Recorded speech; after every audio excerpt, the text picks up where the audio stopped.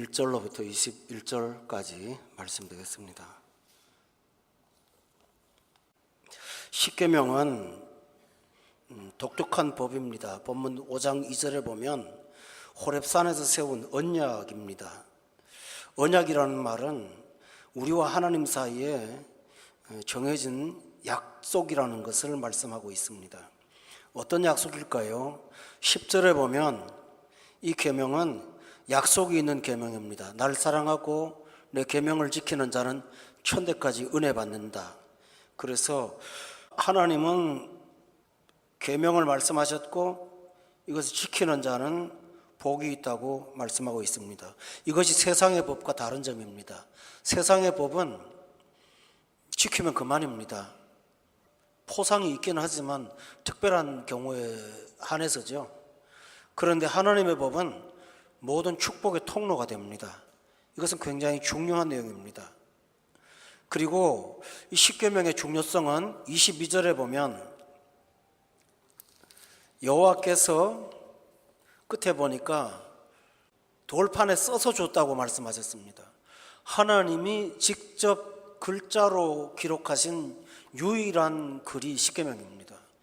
그것은 굉장히 중요한 내용이 되겠습니다. 어떤 방식으로 기록했는지는 모르지만 분명히 하나님은 사람의 언어로 이거를 새겨서 주셨습니다. 그런데 오늘 우리에게는 하나님이 다른 방식으로 십계명을 새겨두셨습니다.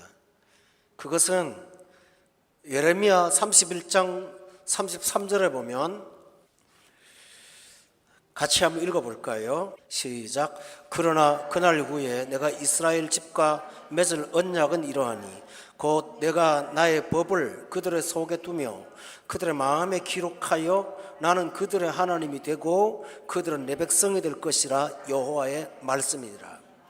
돌에다가 기록하신 하나님이 33절에 보면 그날 후에는 내가 나의 법을 그들의 속에 둔다고 되어 있습니다. 어느 정도냐면 그들의 마음에 기록하였다라고 말씀하십니다. 그래서 하나님이 기록하셨으므로 33절에 보면 나는 그들의 하나님이 된다는 말은 세상의 법은 사람이 정한 법이지만 십계명은 하나님의 명령이라는 사실을 우리가 본능적으로 알도록 하셨다라는 것입니다. 로마서에서는 마음에 새긴 율법이라고 되어 있는데요, 제가 영어 성경을 봤더니 NIV 번역에 현재 완료 분사로 되어 있어요. 그 말은 과거에 한번 기록한 것이 아니라 우리가 행할 때마다 하나님이 그 기록을 새겨 놓으신다는 말이죠. 반복해서 새긴다는 말이에요. 그 말은 뭘까요? 우리가 어떤 십계명과 위배되는 삶을 살아갈 때 하나님은 그 말씀을 떠올리게 해서 기록하게 하신다는 말입니다. 그래서 이 십계명은 사람이 피할 수가 없는 법입니다. 문자를 안 본다고 떠나지 않습니다. 우리 내면에 새겨놓으신, 그리고 행위 때마다 그것이 새겨지는 현재 분사 완료, 무서운 내용입니다. 사람은 누구든지 십계명을부터 벗어날 수가 없습니다. 그리고 로마서 2장 15절에서 하는 말씀은 불신자에게도 하는 말입니다. 그들에게 마음에 새겨진 율법이 있다고 했는데 그것은 이 세상에 태어난 모든 사람에게 하나님이 이 세상의 죄악을 제어하기 위해서 사람의 마음에다가 그 율법을 본성적으로 새겨 놓아서 이 십계명 배우지 않고 내용 모르고 가르치지 않아도 인간은 다 압니다. 이게 본성적으로 알게 되어 있습니다. 따라서 십계명은 피할 수 없는 법이라는 사실을 기억하기를 바랍니다. 그런데 우리에게는 복입니다. 십계명을 피할 수 없는 위험한 법이 아니라 하나님이 허락하신 축복의 통로라는 사실입니다. 이게 얼마나 귀한 일입니까? 여러분이 기억하실 사실이 하나 있는데 세상적인 얘기를 하나 하죠. 이 세상의 윤리는 세 가지 기준이 있습니다. 잘 기억해 보십시오. 첫째로는 중용이 있어요. 중용은 중국에서 말한 게 아니라 아리스토텔레스가 시작한 겁니다. 중용 무엇인지 아시죠? 치우치지 말라, 이게 윤리의 기준이에요. 그러니까 그런 기준에 맞춘다면 이 중동 땅에 사는 사람은 한 명 부인 가진 사람은 치우친 거예요. 그러니까 그 나라에서 주장하는 어떤 중심에 떠나면 이 법은 치우친 거니까 양심의 가책이 필요 없는데도 양심의 가책을 받게 되거나 아니면 오히려 양심의 가책을 받아야 될 걸 복으로 생각하는 전도가 도취되는 일이 일어난단 말이죠. 또 하나는 공리주의입니다. 여러분 학교에서 배웠죠. 벤덤이라는 사람이 주장한 건데 이게요 오늘날 지배하는 사상입니다. 최대 다수가 선이라고 생각한다면 그 선이 되는 거예요. 그런데 최대 다수가 인간 최대 다수는 뭡니까? 태어날 때부터 죄인이지 않습니까? 그러니까 죄가 이 선이에요. 공리주의는. 그래서 선에 대한 정의가 없어요. 군중심리라는 책을 제가 읽었는데요, 군중심리를 얼마든지 조작하고 만들 수 있지 않습니까? 다수가 돼서 선이라고 말할 때는 얼마든지 조작할 수 있잖아요. 그래서 공리주의도 사람이 지킬 수 있는 율법의 절대 지침이 될 수가 없습니다. 세 번째로는 여러분 잘 아는 그 미국의 기자가 쓴 책에 나오는 것입니다. 상황윤리라는 거 아십니까? 이 상황윤리라고 하는 것은 의보다도 사랑이 우선이 되는 윤리입니다. 사랑이 식어버리면 그거는 윤리적으로 문제가 되는 거야. 사랑이 있는 곳에 윤리가 있어. 사랑이라는 표준을 의보다 앞세우다 보니까 불의도 사랑이라는 거에 정당화되는, 그게 오늘날 문화의 특징입니다. 그런데 이러한 윤리를 따르는 사람들의 특징이 뭔지 아세요? 그건 절대 윤리로 생각하지 않는다는 겁니다. 본인도. 그래서 따라가지도 않고 양심의 가책도 없습니다. 그러나 십계명은 첫째로 하나님 명령입니다. 사람이 만든 합의된 일치가 아니에요. 두 번째로는 뭘까요? 마음에 새겨진 거예요. 인간이 떠날 수가 없다는 거예요. 또 십계명은요 하나님과 분리된 게 아니라 하나님의 성품 자체를 말씀하시는 겁니다. 우리가 하나님 형상을 따라 지음받았으니 하나님의 성품이 이러하니 너희도 그렇게 살아라는 것입니다.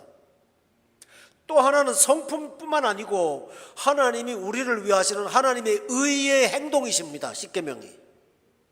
하나님은 십계명 속에서 일하시는 것을 보게 돼요, 우리가. 그래서 십계명을 따라 사는 것은 하나님께 대한 순종으로 사는 것이고 선택받은 자로서 하나님께 은혜에 대한 응답으로 사는 것이라서 오늘 본문에 보면 십계명에 대한 얘기를 나오면서 구원 얘기를 6절도 하고 15절도 하고 두 번이나 반복하는 것을 보게 됩니다. 다시 말하면 십계명은 구원받은 사람이 하나님의 은혜에 감사해서 지키는 것이다 라는 것입니다. 시편 19편 7절을 한번 찾아보십시오. 여기 보면 십계명을 대표하는 율법의 기능이 요약돼서 핵심으로 정리되어 있습니다. 7절을 읽어볼게요. 이 세상의 법은 아까 봤죠? 불완전합니다. 그러나 여호와의 율법은 완전합니다.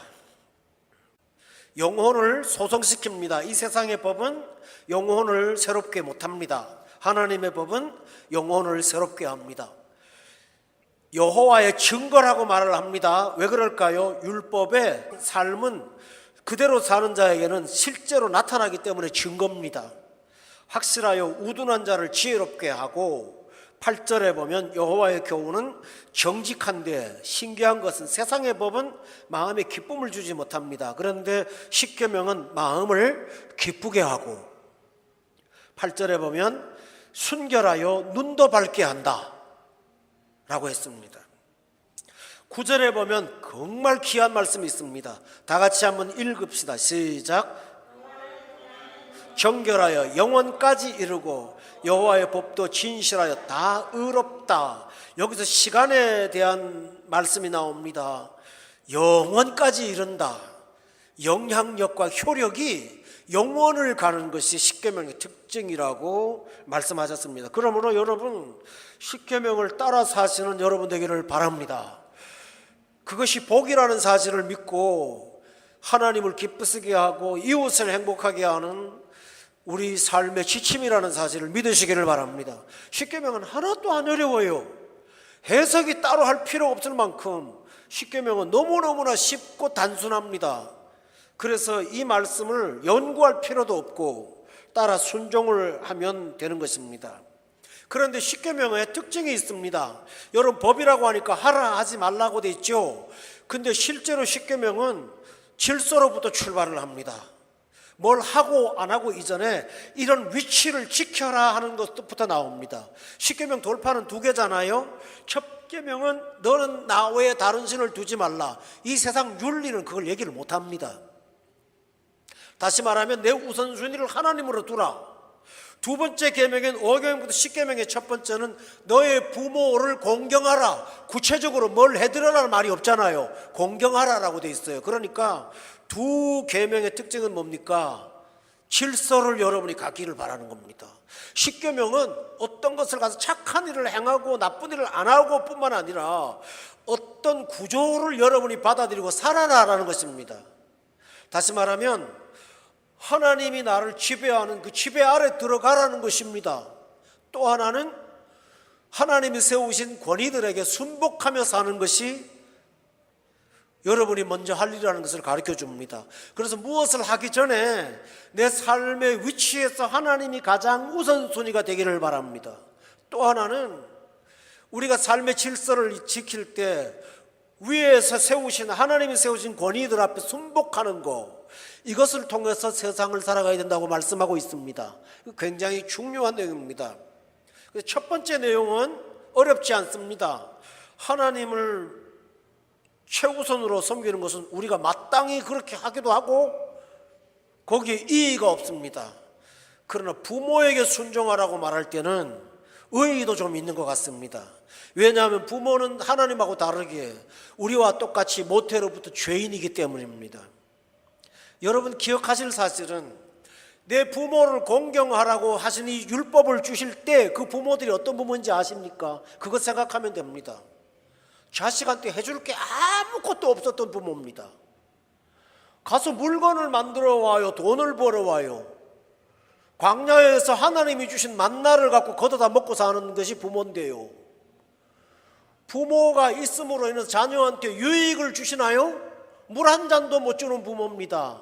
옷 한 번 만들어 준 적이 없습니다. 신발도 40년 전에 신고 나왔던 거 그대로 신고 있어요. 그늘도 못 대줍니다. 밤에 안내도 못합니다. 다 하나님이 하셨습니다. 그러니 부모라는 존재가 실제로는 효율성의 면에서는 의미가 없는 존재가 아닙니까? 그런데 이런 상황에서 하나님은 내 부모에게 공경하라라고 말씀하셨습니다. 굉장한 진리죠, 이것은요. 그러니까 너에게 부모가 어떤 분이든 어떠하든 아니하든 그것은 중요한 게 아니야. 우선순위는 부모를 공경하는 거야. 부모를 공경한다는 말은 그 아래 들어간다라는 뜻이 되겠습니다. 이것이 굉장히 중요합니다. 여러분, 우리는 부모를 공경할 것을 압니다마는 부모 공경에 대한 것을 토를 답니다. 우리 엄마 아빠가 나한테 한 일이 뭔데? 내가 아는 세상도 아무것도 모르면서 라고 말합니다. 그런데 예수님이 이 땅에 오셔서 가장 많이 보여주신 게 5계명입니다. 사실은요. 제가 말씀을 잘못 드렸어요. 구원의 진리를 가장 많이 말씀하셨지만 당신의 삶으로 가장 많이 보여주신 것은 하나님이신 아버지를 공경하셨습니다. 아들로서. 아버지께서 내게 하라고 하신 일을 내가 이루었다고 말씀하신 분이 하나님이십니다. 육신의 부모에게는 어떻게 하셨습니까? 굉장히 중요한 교훈입니다. 누가복음 2장을 찾아보시면 예수님께서 하신 교훈의 내용이 나옵니다. 누가복음 2장을 보겠습니다. 여러분 49절입니다. 예수께서 이르시되 어찌하여 나를 찾으셨나이까? 내가 내 아버지 집에 있어야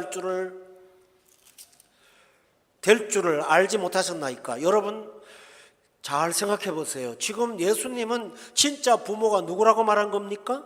성부 하나님이라고 말했죠. 그러니 당신은 나를 이 세상에 오게 한 하나의 통로일 뿐이에요. 이렇게 말씀하지 않았습니다. 그 다음 절을 보세요. 그 부모가 그가 하신 말씀을 뭐했나요? 깨닫지 못했습니다. 천사의 고지를 듣고 자식을 낳았습니다. 그럼에도 불구하고 사람이 이렇게 아둔한 게 인간이에요.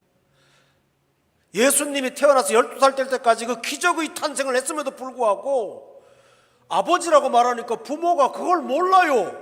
이런 부모예요. 영적으로 무지해요. 그런데 51절에 다 같이 읽어보세요. 시작. 함께 내려가서 나사렛에 이르러 순종하여 받드시더라. 그 어머니는 이 모든 말을 마음에 두니라. 여러분, 무지한 부모라고 불순종했습니까? 하늘에 아버지가 있다고 불순종했습니까? 그렇지 않아요. 예수님은 그런 부모지만 순종할 뿐만 아니라 받들었다라고 되어 있습니다. 이게 공경입니다. 우리가 십자가에서 예수님이 7마디 말씀하신 게 성경을 통해서 볼 수 있는데, 그 중에서 아주 중요한 부모와 관련된 내용이 하나 있습니다. 아시죠? 예수님이 어머니 되신 모친 마리아를 보면서 마음이 아픔을 갖고 보소서 아들이니이다. 그 전에 예수님은 여자여라고 했습니다. 부모로서의 어머니의 마음을 십자가에서 이해하시고 표현하신 거예요. 그 다음에 뭐라고 하는지 압니까? 요한에게 보라 내 어머니로다. 그때부터 그 제자가 마리아를 집에 모시니라라고 되어 있잖아요. 당신은 돌아가시면서 참 예수님의 은혜가 얼마나 큰지요. 당신은 돌아가 죽으면서 마리아의 노후를 챙기셨던 분이 주님이십니다. 여러분, 이것이 부모 공경의 원리가 아니겠습니까? 또 하나 중요한 사실은 왜 5계명이 인간계명의 첫 번째로 나올까? 인간 본성 때문에 그렇습니다. 여러분, 로마서 1장을 보세요. 인간의 본성을 쭉 나열하는 가운데 툭 튀어나오는 게 하나 있습니다. 30절 끝에 보세요. 악을 도모하는 자요 해놓고 그 다음에 뭐라고 그랬나요? 부모를 거역하는 자요. 이게 로마서 1장은 인간 본성에 관한 기록입니다. 여기서 인간 본성의 아주 보편적인 죄성이 뭔지 압니까? 부모 거역입니다. 또 하나 있습니다. 디모데 후서입니다. 3장을 보세요. 1절에 말세 때에 말세의 종말 타락이 나옵니다. 말세에 고통하는 때가 이르는데 3장 2절에 보면 부모를 뭐 한다고 그랬죠? 거역하며. 디모데후서 3장 2절입니다. 여러분, 인간의 본성에도 부모 거역이 나오고 종말에 세상이 망할 때 특징적으로 나타나는 죄악이 부모 거역이라는 사실을 말씀하고 있습니다. 그러므로 여러분의 죄성을 이기고 하나님을 기쁘시게 하는 것은 부모에게 효도하는 것입니다. 여러분, 그런데 오늘날 제가 어떤 글을 읽었는데요, 정말 공감했습니다. 세상 사람이 쓴 글입니다. 오늘날 효도는 양극화되어 있대요. 아주 효도 잘하는 사람들이 있고 불효가 막심한 사람들이 양극화되어 있다네요. 근데 효도는요, 부잣집의 자녀들이 안 돼요. 재물이 없는 집에 자식들은 불효가 막심하대요. 요새는 정확한 통계인지는 모르는데 왜 그러냐고 그 사람이 글에 나왔는데, 부잣집 부모는 자녀에게 줄 게 많대요. 그러나 가난한 집의 부모는 줄 게 없대요. 자식이 함부로 안 돼요. 그렇다고 여러분 돈 가지려고 애쓰지 마십시오. 돈 때문에 효도하는 게 효도입니까? 그건 아니잖아요. 오늘 본문에 아까 말씀드렸죠. 부모가 아무것도 할 수 없는 무능한 상태에 있는 부모들을 놓고 집단으로 밥 먹지 않습니까? 가족 공동체 개념도 있긴 있지만 집단 공동체 속에서 너의 부모를 내 부모라고 분명히 말하고 있잖아요. 공경하라고 하셨다면 우리는 부모가 어떠함을 떠나서 하나님이 재운 질서로 그분을 공경해야 되는 것이 우리의 도리라고 저는 믿습니다. 할렐루야. 그런데 이 계명은 십계명에서 매우 독특한 부분이 하나 있습니다. 약속이라는 본문이 딸려 있어요. 이 본문은. 여기 16절을 보십시오. 너는 내 하나님 여호와께서 명령한 대로 부모 공경하라. 그리하면 해놓고 하나님이 거기다가 이 계명 지키면 내가 너한테 보상할게. 뭐라고 돼 있죠? 너에게 준 땅에서 내 생명이 길고 복을 누린다. 그래서 바울 사도는 에베소서에서 이것을 약속 있는 첫 계명이라고 언급합니다. 그런데 여러분, 십계명에 다른 거는 복이 없을까요? 있어요. 다른 것도 복 있죠. 10절에 보세요. 내 계명 지키면 천대까지 은혜 받는다고 그랬잖아요. 그런데 십계명에서 5계명인 여기다가 또 갖다 붙여놓는 까닭이 뭘까요? 그만큼 인간이 이 부분에 관해서 잘 안 지키니까 하나님 포상금까지 걸어놓은 겁니다. 이렇게 하라고요. 잘 보세요. 부모를 공경할 때 하나님이 주시는 치복이 무엇입니까? 첫 번째로는 내 하나님 여호와가 보상입니다. 대단히 중요합니다. 이게 부모가 해줄 수 없습니다. 누가 그 보상을 해주지 않습니다. 누가 합니까? 하나님 여호와가. 이게 뭐죠? 회사가 많은 대리점을 서로 협약을 맺고 있을 때 직영점을 하는 것처럼 하나님이 이 부분에 관해서 내가 직접 챙기마라고 말씀하셨습니다. 이 부분은 굉장히 중요합니다. 하나님이 복을 주신다고 하면 다 주시는 거 아닙니까? 근데 하나님이 직접 하시겠다고 말씀하시니 이것은 엄청난 일이죠. 그러므로 여러분, 이 공경에는 하나님이 허락하신 은총이 따른다는 사실을 항상 기억하기를 바랍니다. 두 번째로는 너에게 준 땅이라고 되어 있잖아요. 여러분, 여기 너에게 준 땅이 어딜까요? 이스라엘 백성들한테는 광야가 아니지요. 가나안 땅입니다. 여러분, 가나안 땅의 특징이 뭘까요? 이미 다른 사람이 와서 살아요. 가서 들어가 있는 가나안 이스라엘 백성들은 소수민족이에요. 땅도 없고 기술도 없고 능력도 없어요.